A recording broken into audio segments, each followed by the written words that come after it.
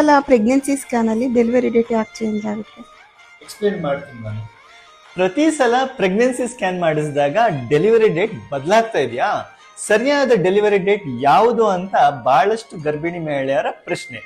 ನಿಮಗೂ ಪ್ರಶ್ನೆ ಇದ್ರೆ ಈ ವಿಡಿಯೋನ ಪೂರ್ತಿ ನೋಡಿ.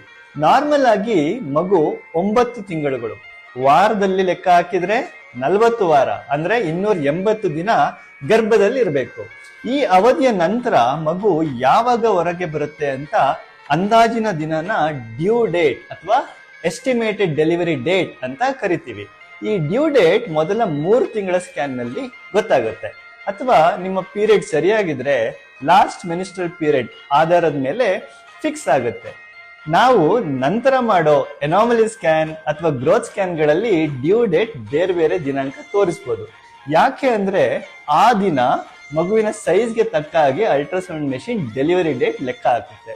ಅಂದ್ರೆ ನಿಮ್ಮ ಮಗುವಿನ ಹುಟ್ಟೋ ದಿನಾಂಕ ಬದಲಾಗಿದೆ ಅಂತಲ್ಲ, ಅದಕ್ಕೆ ಕನ್ಫ್ಯೂಸ್ ಆಗಬೇಡಿ. ಪ್ರೆಗ್ನೆಂಟ್ ಇರುವಾಗ ಡೆಲಿವರಿ ಡೇಟ್ ಒಂದು ಸಲ ಮಾತ್ರ ಫಿಕ್ಸ್ ಆಗುತ್ತೆ. ಪದೇ ಪದೇ ಸ್ಕ್ಯಾನ್ ಮಾಡಿಸಿದಾಗ ಬದಲಾವಣೆ ಆಗೋದಿಲ್ಲ. ಪ್ರಶ್ನೆಗಳಿದ್ರೆ ಕಮೆಂಟ್ ಸೆಕ್ಷನ್ ನಲ್ಲಿ ಟೈಪ್ ಮಾಡಿ, ನಾನೇ ಆನ್ಸರ್ ಮಾಡ್ತೀನಿ.